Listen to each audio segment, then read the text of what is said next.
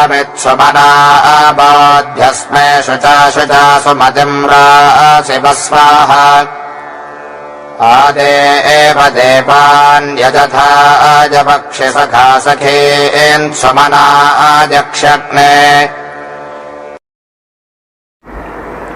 इस प्रथम मंत्र में समिद्ध अथवा प्रज्वलित अग्नि से जागृति, तेज और चेतना प्राप्ति की प्रार्थना है। इस क्रम में कहा जा रहा है कि समित अग्नि, समित माने होता है समिधा। समिधा का अर्थ होता है जो यज्ञाग्नि प्रज्वलित करने के लिए काष्ठादि होते हैं, वे समिधा कहलाते हैं। तो समित माने समिधाओं से विधिवत प्रदीप्त हुए हे समिद्ध अग्निदेव अथवा इधम अग्निदेव, सुमना, तुम्हारी यह विशेषता है कि तुम उत्तम मन वाले हो। उत्तम मन होना बड़ा आवश्यक है, क्योंकि यदि मन दूषित हुआ तो शरीर भी दूषित हो जाएगा, परिवार समाज सब दूषित हो जाएगा। तो इसलिए दिव्य शक्तियों का सुमन होना परम आवश्यक है। शक्ति बहुत अधिक हुई, लेकिन अगर वो सौमनस्य से, सुंदर मनोभावों से नहीं युक्त है तो उतना ही खतरनाक है। तो अग्निदेव तो सर्वसमर्थ हैं, उनके लिए बड़ा ही उपयुक्त विशेषण है सुमना। हे समिद्ध अग्निदेव, तुम शोभन मनोभाव से सुशोभित हो। अस्मै बोधि, हम सब अपने उपासकों को बोध माने जागृत करो। जागरण में उत्थान होता है, कर्म होता है, और निद्रा तो एक तरह से मरण का ही रूप है।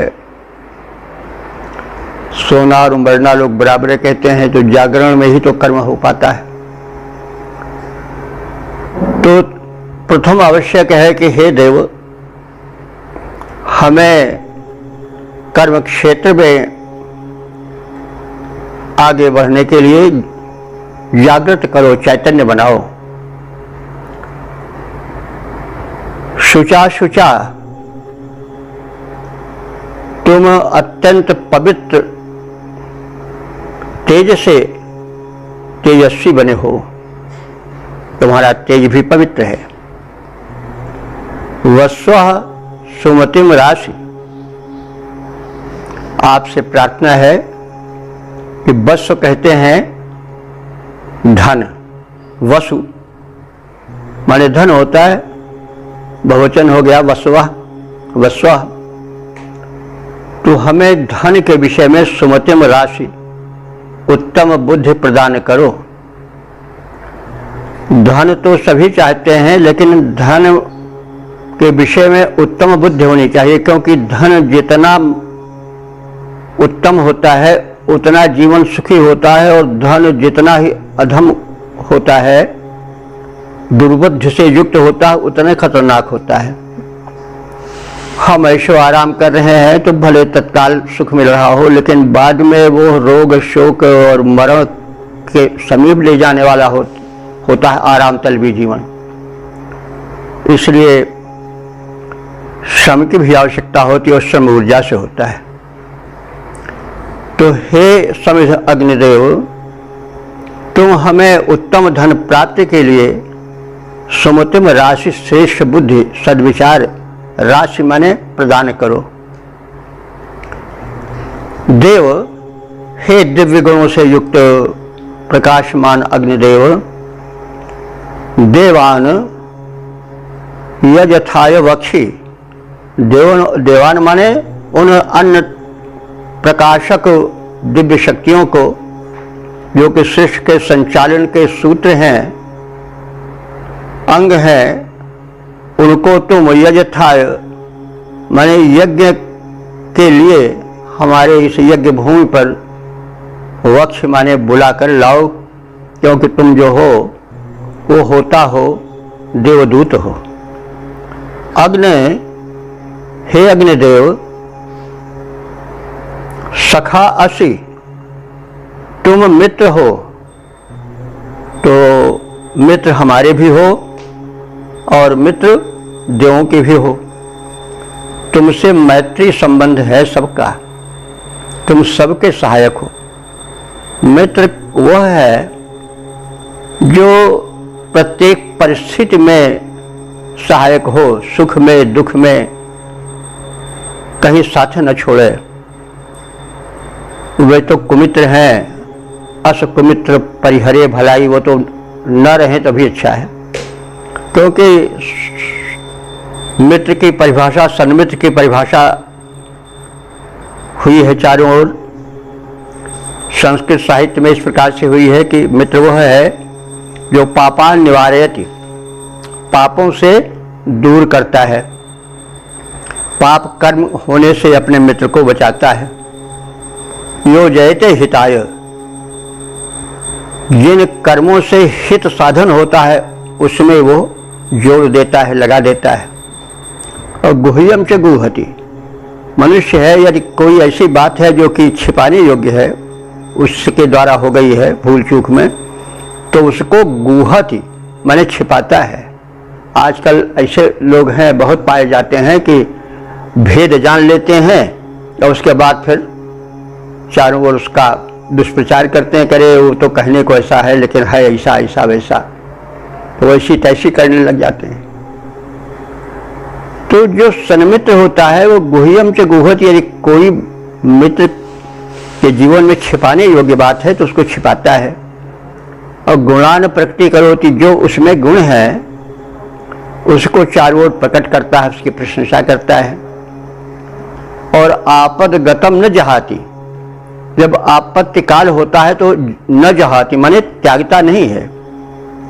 और ददाति काले, अगर समय आ गया जहाँ सहायता की आवश्यकता है तो वहाँ पर उस सहायता देता है, सहायता करता है। ददाति काले, प्रत्येक चीज समयानुसार देता रहता है। सन्मित्र लक्षण मिदम हि प्रवदन्ति संतः, जो संत लोग हैं, ज्ञानी लोग हैं, सज्जन लोग हैं, वो सच्चे मित्र के यही लक्षण बताते हैं। तो यहाँ पर कहा गया है कि सखा,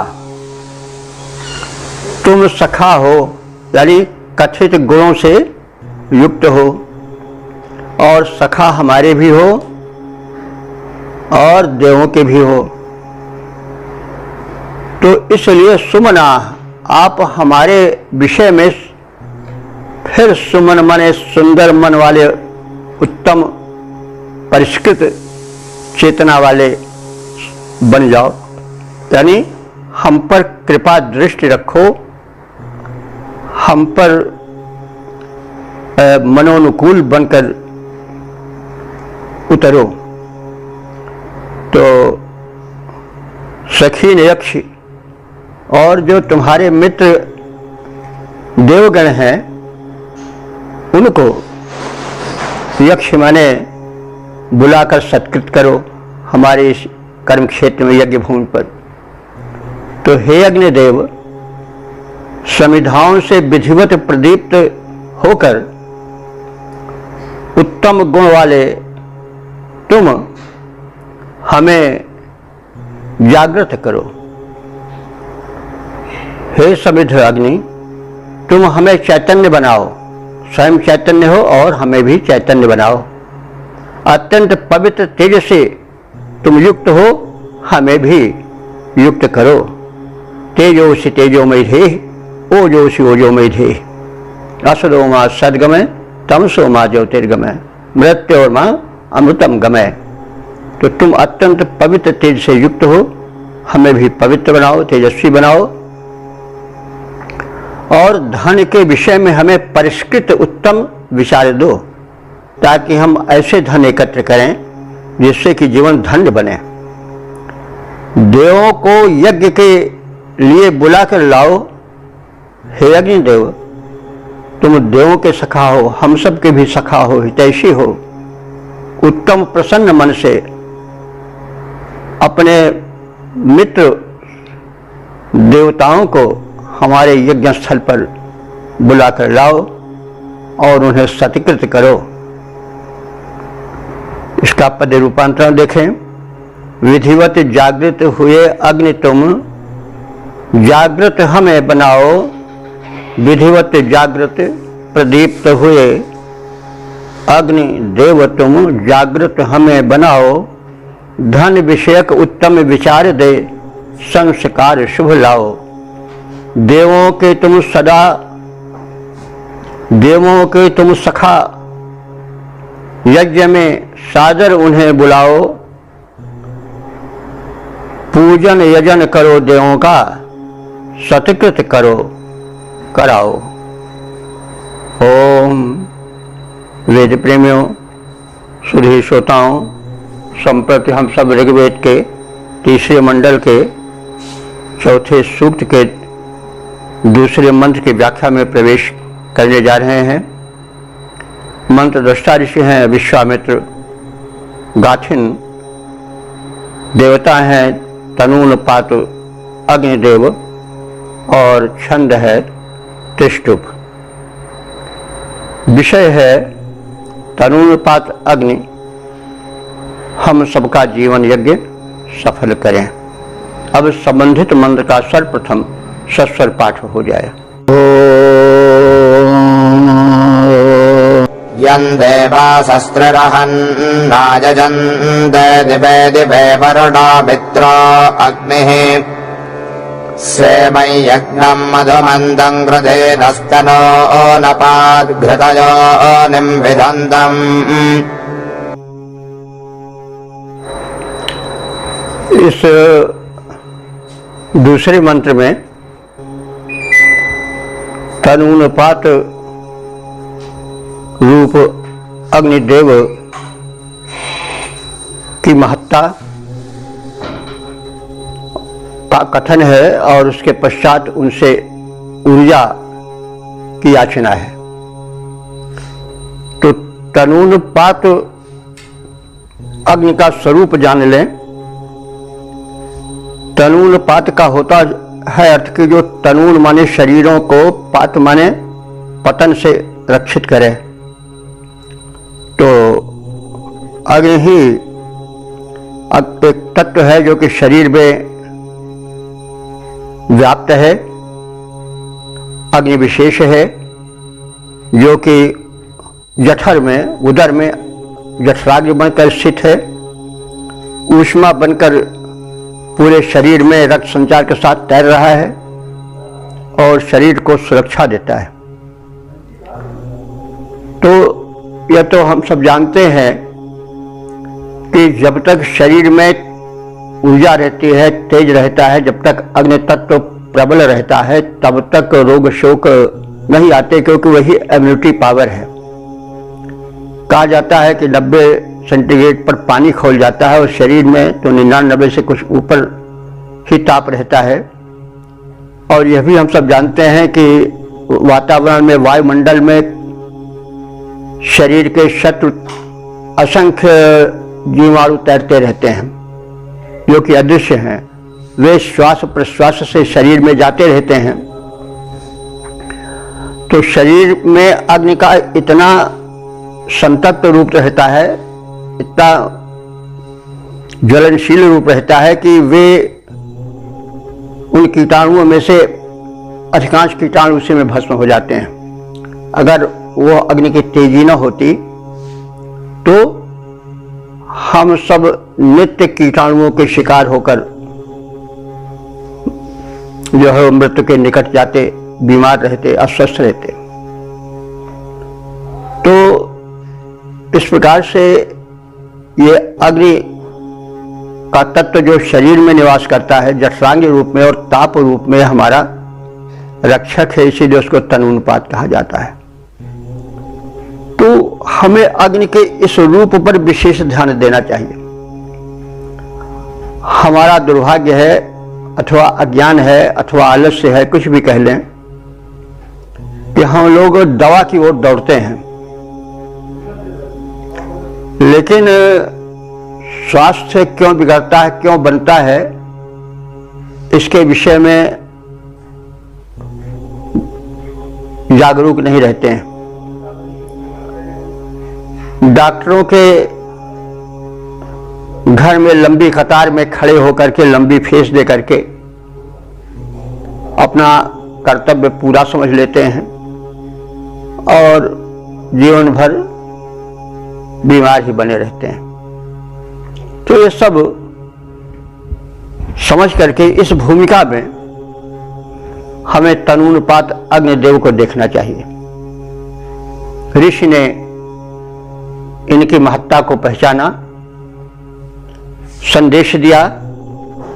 हम सबको चाहिए कि हम उस पर विचार करें, गंभीरता से चिंतन मनन करें, अपने जीवन में उसे उतारें और परिवार में, समाज में वो चेतना फैलाएं, जिससे हमारे शरीर में अग्निदेव का संतुलन बना रहे, वो क्षीण न हो और हम जो है वो स्वस्थ बने रहें, दीर्घजीवी बने रहें। तो हम देखते हैं कि शरीर में हम बड़ी उपेक्षा करते हैं अग्नि की। जैसे बाहरी अग्नि जो है, जिसको हम समिध अग्नि कहते हैं, अगर उसमें जरूरत से ज्यादा आहुति डाल दी जाए तो अग्नि बुझ जाएगी, केवल धुआं धुआं निकलेगा। तो वैसे हम जो आहार की आहुति डालते हैं वो आवश्यकता से अधिक डालते जाते हैं, तो फिर क्या परिणाम होगा? वही परिणाम होगा जो अग्नि के प्रदीप्ति के हिसाब से अधिक आहुति डालने वाले की होती है। तो हम इसे ध्यान रखिए, यही स्वास्थ्य का नियम ध्यान रखना है, जिसको ऋषि ने बहुत पहले बताया है तनूनुपात अग्नि के रूप में। तो बात आलंकारिक कही गई है, जरा वेद में कही गई है। अब लोग उपेक्षा करते हैं, ये तो धर्म ग्रंथ है, इसकी बातें बेकार हैं, जो डॉक्टर कह रहे हैं वही ठीक है, स्वास्थ्य के विषय में इधर ध्यान ही नहीं देना चाहिए। उपेक्षा करते हैं लोग, ये दुर्भाग्य है। तो इन तनूनुपात अग्निदेव जो कि प्राणियों के उदर में जठराग्नि बनकर के और संपूर्ण शरीर में ताप बन के विचर रहे हैं, जो शरीर को पतित नहीं होने देते हैं, उसको पतन से, क्षरण से, विनाश से बचाते हैं, वो तनूनुपात अग्निदेव है। इनकी उपासना देवता भी करते हैं, क्योंकि जो दिव्य शक्ति हैं, देव हैं, तो अग्नि तो सब में होती है। अग्नि क्षीण हो गई तो फिर जो है शक्ति कहाँ से आवेगी?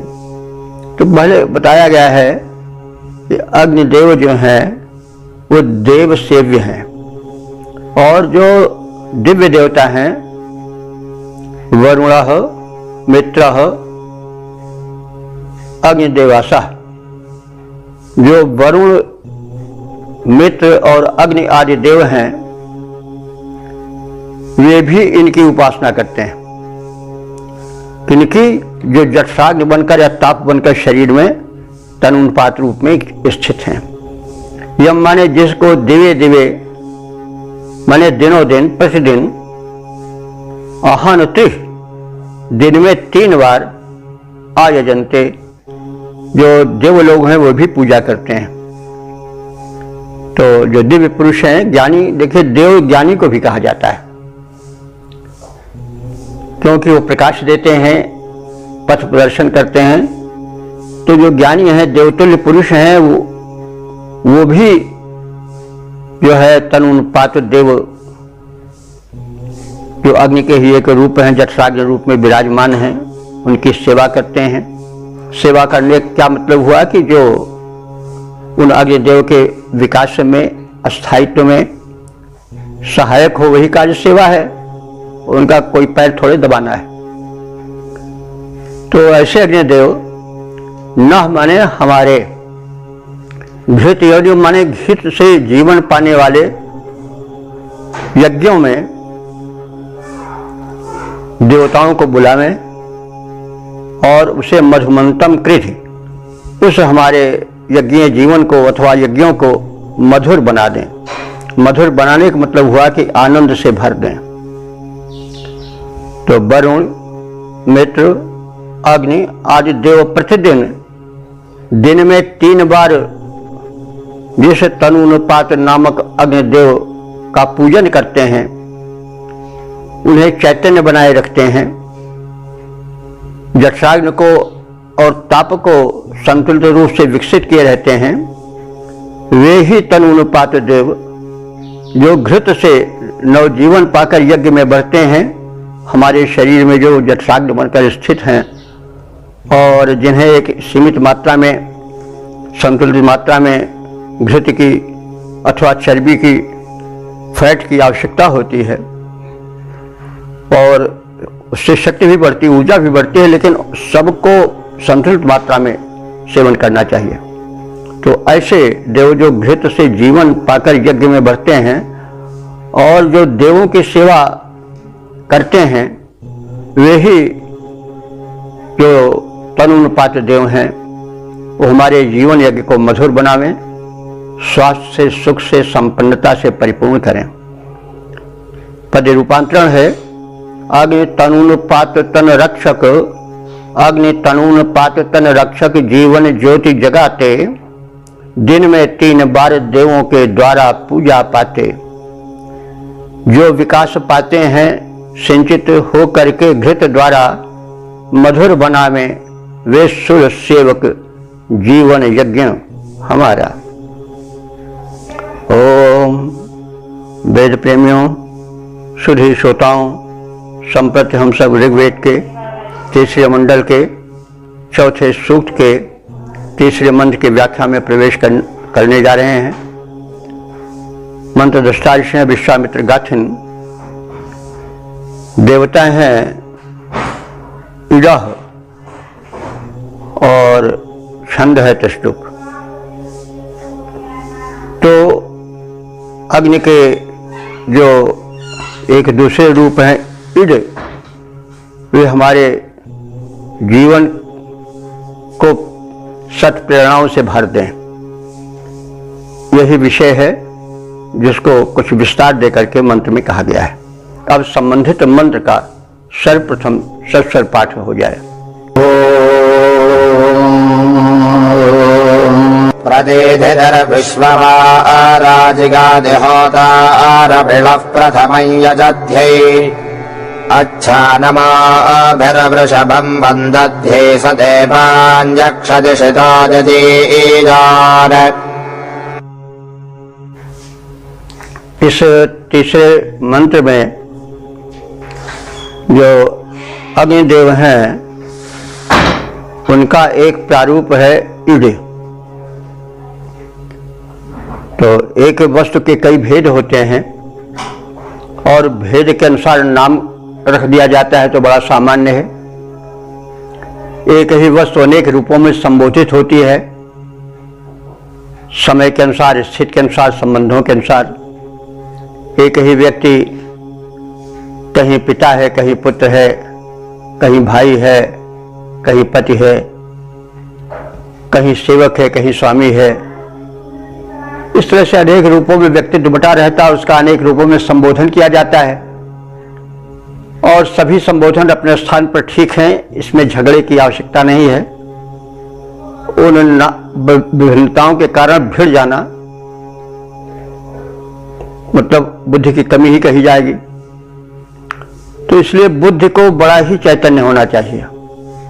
आज बुद्धि का क्षरण, शक्ति का क्षरण हो रहा है अज्ञान के कारण। बुद्धि में बल नहीं है, चिंतन शक्ति संकुचित है, तभी कोई उस परम शख्स को कुछ नाम देता है, कोई कुछ नाम देता है, कोई कुछ नाम देता है, और उस नाम को ही एकमात्र सत्य समझ करके शेष को लोग निरर्थक समझते हैं। कुछ लोग तो ऐसे हैं कि अन्य देवताओं का नाम ही नहीं लेना चाहते हैं, ऐसे भी हैं। कुछ धर्म या धर्म तो अपने में विशिष्ट होता है, लेकिन जो धर्म को ठीक से नहीं समझ पाते हैं, जो संकुचित विचार वाले होते हैं, अल्पज्ञ होते हैं, अनुदार होते हैं, वे बस हमारा ही ईश्वर सही है, अगर वो यह नाम वाला है, अगर उसका नाम खुदा है तो राम का नाम हम नहीं लेंगे, और खुदा के अलावा कोई और है ही नहीं है, कोई नाम सत्य ही नहीं है। तो भाई जैसे सूर्य हैं, सूर्य को भिन्न भिन्न नामों से पुकारा जाता है, तो सभी नाम अपने स्थान पर सत्य, नाम से रूप स्वरूप नहीं बदलता है। यही दृष्टिकोण, यही बुद्धि की प्रखरता है और यही बुद्धिमत्ता है। इसी के रूप में इड अग्नि का स्मरण किया गया है। वह अग्नि जो प्रकाश देती है बुद्धि में, वह इड अग्नि है। इड अग्नि जहां क्षीण हो जाती है, वहां फिर वैमनस्य, विकार, झगड़ा, झंझट, संघार और अनर्थ की घटाएं घिर कर बरसने लगती हैं। तो इसलिए इड अग्नि का स्मरण किया गया है। इड वह अग्नि है जो हमारे विचारों में रहती है। आप देखें नहीं, तमाम है अग्नियां कही जाती हैं, जो सूक्ष्म है वो भी अग्नि है, जैसे कामाग्नि। तो काम कोई रूप तो नहीं है, कोई आकार तो उसका नहीं है, एक विचार है, लेकिन वो भी अग्नि है, कामाग्नि। क्रोधाग्नि, अब क्रोध के कोई आकार तो नहीं है, सूक्ष्म एक विचारधारा है, लेकिन वो क्रोधाग्नि बन जाता है तो वो अग्नि जलाने भी लगती है। इसी तरह से लोभाग्नि, लोभ जब जरूरत से ज्यादा हो जाता है तो वो भी जलाना शुरू कर देता है। तो हर वस्तु में संहारक गुण भी होते हैं और दोष निवारक गुण भी होते हैं, कल्याणकारक गुण भी होते हैं। और वो कैसे विकसित होते हैं? सद्बुद्धि द्वारा। तो यही सद्बुद्धि जो है और उसमें जो तेजी है, वो जस्विता है, वही ईड है। तो उस ईड को, जो अग्नि का एक गण है, एक रूप है, उसकी प्रार्थना ऋषि कर रहा है कि हमारी ईड नाम की जो अग्नि है वह संतुलित रहे, सशक्त रहे, ऊर्जस्वल रहे, ताकि हम सद असद का शुद्ध रूप से विचार कर उसको ग्रहण कर जीवन यात्रा को सफल बना सकें, हमारा जीवन यज्ञ पूर्ण हो सके। तो इस विचार की छाया में हम अर्थ को देखें, क्योंकि जो वेद मंत्र हैं वो अलंकृत हैं, वो काव्य हैं। तो काव्य में अलंकार होता है, अलंकार में एक अलग से शैली होती है जिसको समझने की आवश्यकता होती है। तो उसको हम जब अर्थ में उतारते हैं तो उस अलंकार के आच्छादन को अलग कर देते हैं और उसके अभिधा रूप को, यानी जो सरल रूप है, सीधा रूप है, उसको प्रस्तुत करते हैं। तो इसलिए रूपक की भाषा में, अलंकार की भाषा में कही गई बातों को हम जो है वो व्याख्या करते समय, समझते समय उसी को आगे रखें, तो उसका सही शुद्ध वास्तविक रूप आएगा और उस पर आचरण करने से जीवन में सफलता आएगी, सुख आएगा, संपन्नता आएगी। तो अब आगे हम अर्थ शब्द के साथ जानते हुए देखें। विश्ववारा दीधिति, ये जो इड है, इड, ये बुद्ध में जो तेजस्विता है वही इड है, जैसा अभी कहा गया है। तो इड अग्नि जो बुद्ध में तेजस्विता बनकर रह रही है, वो विश्ववारा, सारे संसार से वर्ण की जाती है, यानी सारे संसार के समझदार लोग उसे चाहते हैं, उसकी पूजा करते हैं। और वो दीधिता माने प्रकाशित है, जो प्रकाशित है वही तो प्रकाश फैला करके मार्गदर्शन कर करा सकती है। तो जो इड नाम की बुद्धि में तेजस्विता बन करके ओज बन करके टिकी हुई अग्नि रूप इड है, वो सारे संसार के ज्ञानियों द्वारा वर्ण की जाती है, स्वीकार की जाती है, और क्योंकि वह प्रकाशिका है, रास्ता दिखाती है, सन्मार्ग पर चलाती है। तो प्रथमम यजध्यई, हम उसकी सर्वप्रथम पूजा करते हैं, क्योंकि जो बुद्धि में तेजी होती है, तीव्रता होती है, वो बड़ी आवश्यक है। लेकिन उसकी पूजा करनी चाहिए। पूजा का अर्थ हुआ कि उसको परिपूर्ण पूजना, जैसे घाव पूज गई, तो घाव पूज गई माने घाव पूरी हो गई। तो हम अपने उद्देश्य को पूरा करने के लिए पूजा करें, माने इसकी उपासना करें। तो इसलिए प्रथम यज्ञ, ये जो सुबुद्धि में प्रेरणा बन करके रहने वाली इड नाम की अग्नि है, इसकी हम सर्वप्रथम पूजा करें।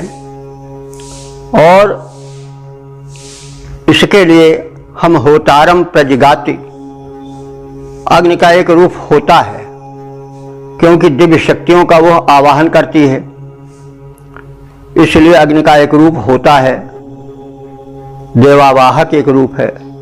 तो यह सद्बुद्धि उस देवावाहक अग्नि के समीप जाती है। इसका मतलब क्या हुआ कि पहले जो अग्नि जला करके उसकी उपासना होती है, आहुति डाली जाती है, जिसके द्वारा वातावरण शोधन होता है, जिसके स्पर्श से जो रोग कीट होते हैं वे नष्ट होते हैं, वातावरण में सात्विकता आती है, और उसका कारण यह समिध अग्नि है, जिसके विषय में पीछे बताया गया है। तो ऐसे ही वही अग्नि होता भी है, देव शक्तियों को बुलाने वाला है, यानी उनसे संपर्क मनुष्यों का कराने वाली है। तो हम सबसे पहले इस अपने बुद्धिगत मेधा जो इड अग्नि के रूप में वर्तमान है, उसको जगाने के लिए पहले देवावाहक उस प्रज्वलित अग्नि के पास जाते हैं और उसके द्वारा प्रेरणा प्राप्त करते हैं। विश्वभम, उस बलवान अग्नि की बंदध्य हम वंदना करते हैं। नमो भी अच्छ, नमस्कार करते हुए उसके पास अच्छी प्रकार से विधिवत जाते हैं। इशितः सह, हमारे द्वारा प्रेरित वह अग्नि यदि यान देवान यक्षत, यजनीय देवों को बुलाकर लाए, हमारे जीवन यज्ञ को सफल बनाए। बुध वर्णीय और प्रकाशिका है, वही इड है। तो वह इड रूप बुद्धि को वर्णीय श्रेष्ठ बनाने वाली और प्रकाशित करने वाली अग्नि है। वह श्रेष्ठ बुद्ध से युक्त है, प्रेरक है। तो प्रथम पूजा करने के लिए वह जो अग्नि प्रज्वलित है वेदी में, जिसमें आहुति डाली जाती है, वो उसके पास जाती है। यानी यज्ञ जीवन, आहुति वाला जीवन बिताने से वो बुद्धि जो अग्नि है इड, वो और प्रेरणा पाती है, जीवन पाती है, सात्विकता पाती है, विकास पाती है। और वंदनार्थ यह इड अग्नि पहले उन यज्ञ अग्नि के पास जाकर के उनको नमन करती है, सत्कार करती है। वो क्योंकि वो अग्नि देव शक्तियों को, दिव्य शक्तियों को बुलाकर लाने वाली है। उसके माध्यम से दिव्य शक्तियां पवित्र होकर के सचेतन बन करके मानव रक्षा में, प्राणी मात्र की रक्षा में युक्त होती हैं। तो इसलिए सद्बुद्धि में जो प्रज्वलित अग्नि है वो यज्ञ अग्नि का आश्रय लेती है। वो अग्नि हमारे द्वारा पूजित होकर अन्य देवों को बुलाए और हम इस अग्नि की उपासना में दत्तचित्त हो जाएं। पद रूपांतरण है, श्रेष्ठ प्रकाशक बुद्धि हमारी अग्नि देव ढिग जाएं, पूजन वंदन बलि अग्नि का करें, उन्हें प्रसन्न बनाएं। इस प्रकार से पूजित प्रेरित अग्निदेव ढिग जाएं, पूजनीय देवों का करके यजन प्रसन्न बन जाएं, तो सद्बुद्धि होगी तभी तो दिव्य शक्तियों से हम संपर्क जोड़ पाएंगे, नहीं तो दानवीय शक्तियों से संपर्क जोड़ेंगे। देव हमारा विकास करते हैं और दानव हमारा पतन करते हैं, वो हमें खा जाते हैं, नष्ट कर देते हैं। तो इसलिए हमारी जो बुद्धि की ईड़ अग्नि है वो प्रज्वलित हो और वो यज्ञीय जीवन से अपना संबंध जोड़े। यह है इस मंत्र का संक्षिप्त सार हुआ या उसकी व्याख्या हुई संक्षिप्त। ओम वेद प्रेमियों, सुधीर श्रोताओं, संप्रति हम सब ऋग्वेद के तीसरे मंडल के चौथे सूक्त के चौथे मंत्र की व्याख्या में प्रवेश करेंगे। मंत्र दृष्टार्थ हैं विश्वामित्र गाथिन, देवता हैं वर्धि और छंद है त्रिष्टुप। तो वर्धि देवों का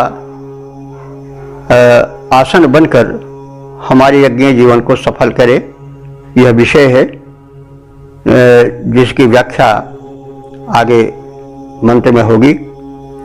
और इस संदर्भ में हम अब संबंधित मंत्र का सर्वप्रथम सस्वर पाठ कर लें।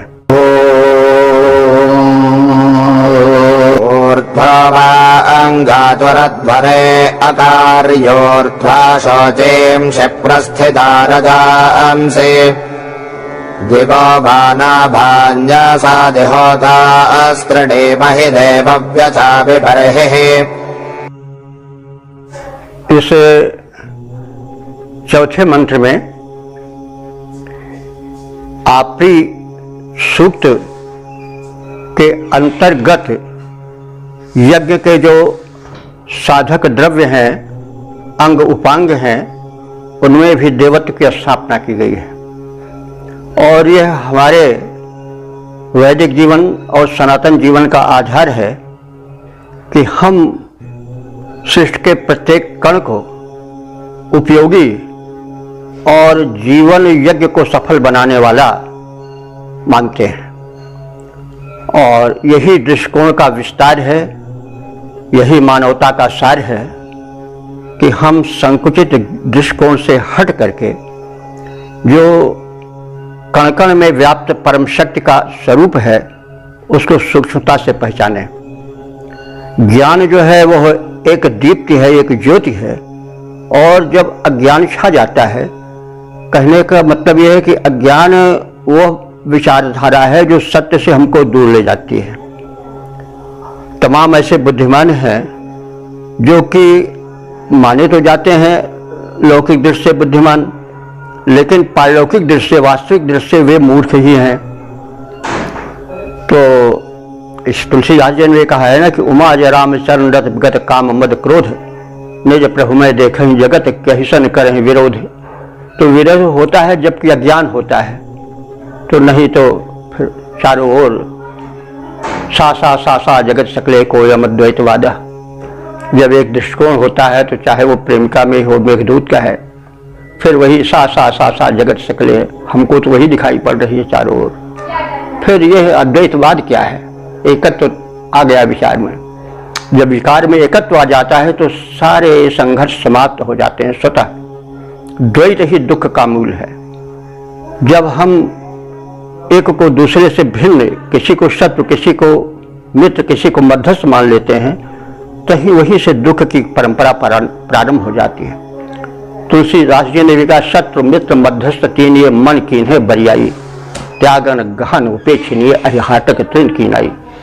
ये मन की एक विकृति है कि वह तीन रूपों में संसार को बांट रखता है, शत्रु मित्र मध्यस्थ।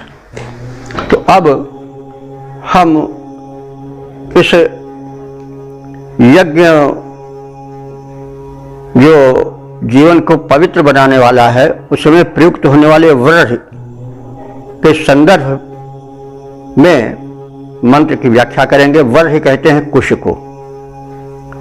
कुश का अर्थ होता है, कुम माने होता है विकृति, कुम यानी विकृति को शमयति इति कुशः। तो कुश का यज्ञ में बड़ा स्थान है कुशासन पवित्र माना जाता है और शिवार और सब जो हैं वो कुश के बनते हैं, कुश की पैटी भी बनती है यज्ञ में। तो कुश का बड़ा महत्व है, उसको यज्ञ का एक भाग विशेष बताया गया है, उसमें भी देवत्व की स्थापना की गई है। तो अध्वरे शब्दार्थ देखें, अध्वर कहते हैं हिंसा रहित यज्ञ को। ध्वर माने हिंसा होता है, अध्वर्य माने हिंसा रहित यज्ञ में। तो जिस यज्ञ में हिंसा होती है वो वास्तव में यज्ञ नहीं रह जाता है। तो हिंसा मन से भी नहीं होनी चाहिए, किसी को यज्ञ में मन से भी कष्ट न हो तभी वो अध्वर कहलाएगा, तभी वो यज्ञ कहलाएगा। ऋग्वेद में अध्वर शब्द जो है वो प्रायः हिंसा रहित यज्ञ के लिए ही प्रयुक्त हुआ है और यज्ञ के अर्थ में अध्वर शब्द सर्वाधिक प्रयुक्त है। तो अध्वरे हमारे हिंसा रहित यज्ञ में ऊर्ध्वगातु अकार्य, हमने समुन्नत मार्ग को ही आश्रय लिया है। ऊर्ध्वगातु माने ऊर्ध्व गमन करने वाले कर्मों को ही अकार्य माने स्वीकार किया है। तो हमारे जीवन यज्ञ में जो कर्म हों वे समुन्नत मार्ग पर ले चलने वाले हों, यह बात कही गई है। वाम माने तुम दोनों कौन? हे वर्ष, हे कुश, चाहे तुम आसन रूप में हो चाहे पैठी आदि के रूप में हो, और हे अग्निदेव, तुम दोनों मिलकर के शोचिशिम, शोचिश कहते हैं ज्वाला को, तुम ज्वाला जगाओ। ज्वाला का जगना बड़ा आवश्यक है, चाहे अग्नि में, जब यज्ञ वेदी में अग्नि हो तो वह प्रज्वलित होगी तभी हवि डाली जा सकेगी, अथवा जो शरीर में हमारे विचारों में हमारी ज्वाला है, तेजी है, तेजस्विता है, वो सब भी जो है वह पवित्र होनी चाहिए और तेजी होनी चाहिए। तो यही कहा जा रहा है कि हे कुश और अग्निदेव जो प्रज्वलित हो, तुम सब की ज्वालाएं जो हैं वो कल्याण कर हो। रजांशी ऊर्ध्वा प्रस्थिता, रजांश कहते हैं, रज कहते हैं अंतरिक्ष को। तो अंतरिक्ष में ऊपर उठें, यानी वे ऊर्ध्वगामी हों, हमारी ऊर्जा जो है वो निम्नगामी न हो। और दिवा नाभानि आसद, दिवा कहते हैं तेजस्वी, नाभा माने दिवा, नाभा देखिए नाभा नाभि को कहते हैं। तो कहा जाता है कि जो यज्ञ है, यज्ञ की वेदी है वो धरती की नाभि है। नाभि का बड़ा महत्व होता है शरीर में, नाभि ही से वो जो है वो गर्भ में माता से जुड़ा होता है जीव। तो हे, तो यज्ञ नाभि, तो यज्ञ धरती की नाभि है, यानी जो महत्व नाभि का शरीर में है वही यज्ञ वेदी का महत्व यज्ञ भूमि में है। तो तेजस्वी यज्ञ के केंद्र में तुम विराजमान हो और देव्य बचा, देवों से व्याप्त वर्ह अश्वणे, जो वर्ह माने कुश से बना हुआ आसन है उसको बिछा दिया जाए और उस पर देव शक्तियां बैठ जाएं। हिंसा रहित यज्ञ का मार्ग समुन्नत मार्ग है, मैंने उसका आश्रय लिया है। कुशों को हम फैलाते हैं, अग्नि को हम प्रज्वलित करते हैं। होता रूप अग्नि तेजस्वी यज्ञ के केंद्र भाग में स्थापित हो गए हैं। उनकी ज्वालाएं अंतरिक्ष आदि लोकों में बहुत ऊपर तक पहुंचने के लिए उपस्थित हैं। हम दिव्य शक्तियों से युक्त इस यज्ञ में कुशासन का विस्तार करते हैं, उसको बिछाते हैं ताकि सूक्ष्म रूप से दिव्य शक्तियां उस पर विराजमान हो जाएं। वो आसन पवित्र आसन होता है। कुशमयति कुशः, जो विकार को शमित कर दे वही कुश है। पद रूपांतरण है, हिंसा रहित यज्ञ सर्वोत्तम हम अपनाते हैं।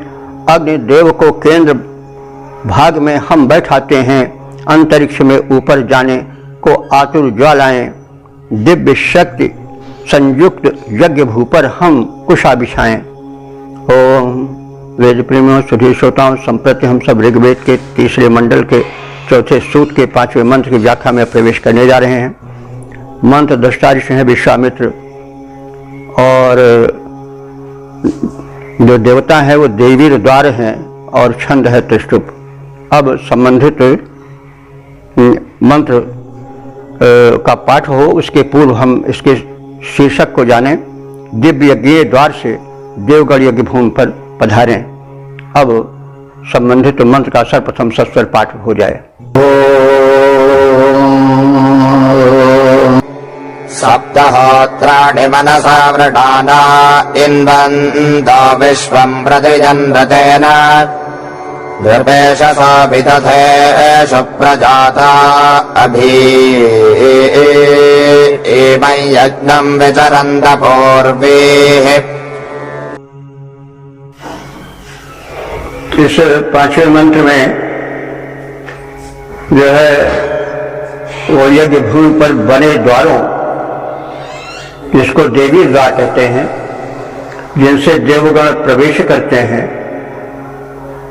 उनका वर्णन है और उनसे याचना है कि वे हमारे जीवन यज्ञ को सफल बनाएं और हमारे इंद्रिय रूपी द्वारों से दिव्य शक्तियां हमारे शरीर में प्रवेश करें। तो मनसा बढ़ाना, मन से हमारे यज्ञ में आने वाले और उस यज्ञ को स्वीकार करने वाले, जीवन एक यज्ञ है, उसमें हमें दिव्य शक्तियों का आवाहन करना पड़ता है उसके सफल होने के लिए, क्योंकि शक्ति से ही जीवन चलता है। ऋतेन विश्वम इन्वाना, ऋत से विश्व को हम तृप्त करते हुए, ऋत आप जानते हैं, ऋत कहते हैं शाश्वत सत्य को, वो सत्य जो अटल रहे वो ऋत है। सत्य 2 प्रकार का होता है। एक तो सत्य यह है कि आज किसी से पूछा जाए कि तुम कितने वर्ष के हो गए, तो वो कहेगा हम 22 वर्ष के हैं, और 2 साल के बाद कहा जाए कितने वर्ष के हो तो कहे हम 24 वर्ष के हैं। तो बातें तो 2 हो गई, लेकिन दोनों अपने स्थान पर सत्य हैं। तो वो सत्य जो प्रतिक्षण बदलता रहता है, वो सत्य ऋत नहीं है। ऋत वो सत्य है जो सार्वभौम है, जो कभी परिवर्तित नहीं होता है, एक रूप बना रहता है। जैसे सूर्य का एक निश्चित समय पर उदय होना, अस्त होना, यह ऋत है।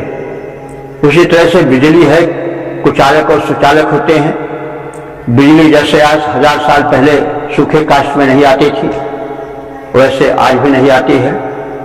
जलीय पदार्थों में जैसे वो हजारों करोड़ों वर्ष पहले संचरित हो जाती थी, वैसे आज भी। तो वे प्रकृति के नियम जो कि सदा अटल रहते हैं, वे ऋत कहे जाते हैं। तो ये जो है यज्ञ भूमि में बने द्वार, यह हमको सत्य की ओर प्रेरित करने वाले हैं। यानी यज्ञ में जब हम आते हैं तो हमारे विचार सत्य की ओर उन्मुख हो जाते हैं। यज्ञ जो था वो प्राचीन काल का बहुत बड़ा एक महोत्सव होता था। केवल अग्नि जला करके आहुति ही नहीं पड़ती थी, बल्कि यज्ञ एक महोत्सव, एक बड़े पर्व के रूप में होता था, जिसमें बड़े बड़े विद्वान देश के माने जाने आते थे, जिसमें दिल खोलकर दान दिया जाता था और लोग गले मिलते थे, शास्त्रार्थ होता था। तो यज्ञ एक बड़े पर्व के रूप में होता था। तो उसमें द्वार बने रहते थे जगह जगह पर, जिससे कि लोग प्रवेश करें। तो विद्वान को भी देव कहा जाता है और देव शक्तियों को भी देव कहा जाता है। तो वो द्वार देवों, विद्वानों अथवा देव शक्तियों के प्रवेश के द्वार रूप में थे, बनाए जाते थे यज्ञ में, इसलिए वे भी उस यज्ञ के, उस अग्नि पूजन के एक भाग हुए। तो मनसा बनाना, मन से हम उन दिव्य शक्तियों को यज्ञ में बुलाते हैं। ऋतेन विश्वम इन्वन्तः, और ऋत से विश्व को तृप्त करते हुए ये देवगण हमारे यज्ञ में आते हैं। सप्त होत्राणि कथियन, वे 7 होताओं से, होता माने यज्ञ को करने वाले पुरोहित, वे यहाँ सप्त होत्रानि 7 होता के रूप में माने गए हैं और यज्ञ में ये 7 होता उसे पूर्ण करने के प्रयत्न करते हैं, चेष्टाएं करते हैं, कर्म करते हैं। विरथेषु प्रजाता, विरथेष विरथ कहते हैं यज्ञ को। विरथेष माने यज्ञों में, प्रजाता माने वे आते हैं, प्रकट होते हैं, उत्पन्न होते हैं, उपस्थित होते हैं। नृपेशः मनुष्य के रूप वाले वे देव, यानी वे जो देव हैं वो मनुष्य रूप में भी आते हैं यज्ञ में, क्योंकि देव से जो है वो अपने रूप को धारण कर सकते हैं जैसा चाहे वैसे। अथवा हम या वैदिक साहित्य जो विद्वान व्यक्ति हैं, ज्ञानी हैं, उनको भी देव कहते हैं। तो वे देव लोग, ज्ञानी लोग अथवा दिव्य शक्तियां मनुष्य रूप में भी यज्ञ स्थल पर विरथेषु यज्ञ भूमि पर आती रहती हैं। नृपेशः और वे मनुष्य रूप में आते हैं। पूर्वी माने बहुत पूर्व काल से, सनातन काल से जो देवता पूज्य होते आए हैं यज्ञों में, इमम यज्ञम अभिविचरन्ति, इसी दिव्य द्वारों से होकर के प्रत्यक्ष अथवा सूक्ष्म रूप से आते हैं और यज्ञ में घूमते रहते हैं, विचरण करते रहते हैं। मन से हमारे यज्ञ को चाहते हुए ऋत यानी सत्य से विश्व को तृप्त करते हुए देवगण सप्त होता युक्त यज्ञ की ओर गमन करते हैं। मनुष्य के सदृश रूप वाले बहुत से देवता इस यज्ञ के चारों ओर विचरण करते हैं। पद रूपांतरण है, अटल सत्य नियमों से जग जो पुष्ट बनाते हैं, देव यज्ञ की ओर हमारे चरण बहाते हैं। देववृंद यज्ञ स्थल पर बन मनुज सदृश आते हैं, चारों ओर यज्ञ के वे विचरण करते जाते हैं। ओम